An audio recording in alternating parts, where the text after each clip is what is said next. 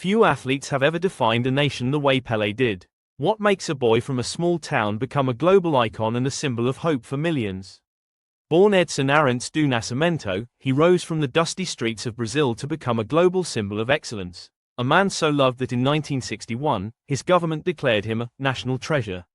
This is the story of how Pelé changed not just football, but the way the world understood joy, art, and humanity itself. Born Edson Arantes do Nascimento in 1940 in Três Coracoes, Brazil, Pelé grew up in a humble household with his father, Dondinho, a former footballer, and his mother, Celeste. From a young age, he played football in the streets, dreaming of lifting his family out of poverty. His extraordinary talent led him to Santos FC as a teenager, and soon he became the youngest player to shine in the 1958 World Cup, winning it at just 17. Pelé's skill, joy, and charisma earned him the title of national treasure in 1961, protecting him from foreign transfers and symbolizing his importance to Brazil. Off the field, he married Rosemary dos Reis Cholbe, had children including Edinho, and later remarried, balancing family life with an extraordinary public career. Pelé was married 3 times throughout his life.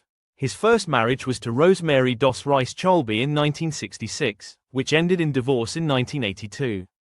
He then married Assyria Lemos Seixas, also known as Assyria Nascimento, in 1994, and they were together for about 14 years before divorcing in 2008. Finally, Pelé married Marcia Aoki in 2016, and they remained together until his passing in 2022. In addition to these marriages, he had several relationships and children outside of wedlock. After decades of fame, Pelé became a global ambassador for peace, education, and sports development, working with UNESCO and UNICEF, participating in exhibition matches for humanitarian causes, and inspiring children and athletes around the world.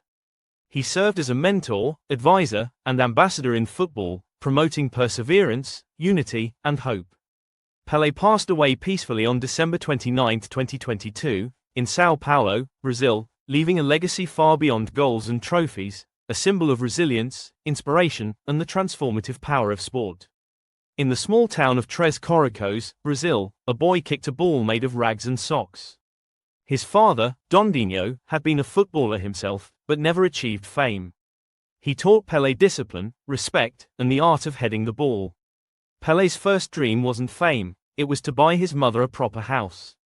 At age 15, he joined Santos FC, a club that would soon become his stage and his home. The 1958 World Cup in Sweden changed everything. Pelé was just 17 years old, the youngest player ever to score in a World Cup final. 2 goals against Sweden. Brazil won. The world found its new hero. Newspapers called him, "O Rei, the King." Pelé's smile, his humility, and his unfiltered joy were a contrast to the cold politics of the era. He became the face of a new Brazil, vibrant, hopeful, unstoppable. By the early 1960s, European clubs were desperate to sign him. Real Madrid, Manchester United, Juventus, all made offers. But in 1961, Brazil's president Jânio Quadros made a historic decision: Pelé would be declared an official national treasure. Legally, it meant he couldn't be transferred to a foreign club without government approval. Symbolically, it meant something much deeper: Pelé wasn't just a player. He was Brazil itself. Pelé's influence transcended sport. He became an ambassador for peace, playing exhibition matches in war zones, even pausing a civil war in Nigeria for 48 hours. He spoke fluent English, gave interviews worldwide, and became football's first true international superstar. But behind the light, there was exhaustion, endless travel, pressure to perform. Pelé often said, "I was born to play football, just as Beethoven was born to write music." 3 World Cups, over 1,280 goals. Yet, what defined Pelé wasn't just statistics. It was his love for the game, the joy in every move, the connection with fans. Unlike many athletes, Pelé never left his roots. He always spoke about gratitude, faith, and simplicity. When he retired in 1977, the world wept. Presidents, rock stars, and children all over the planet called him King Pelé. Even decades after his retirement, Pelé remained a symbol of sportsmanship. He worked for UNESCO, UNICEF, and numerous charities. When he passed away in 2022, Brazil declared 3 days of national mourning. Fans from every continent came together online, sharing stories of how one man's smile made him fall in love with football.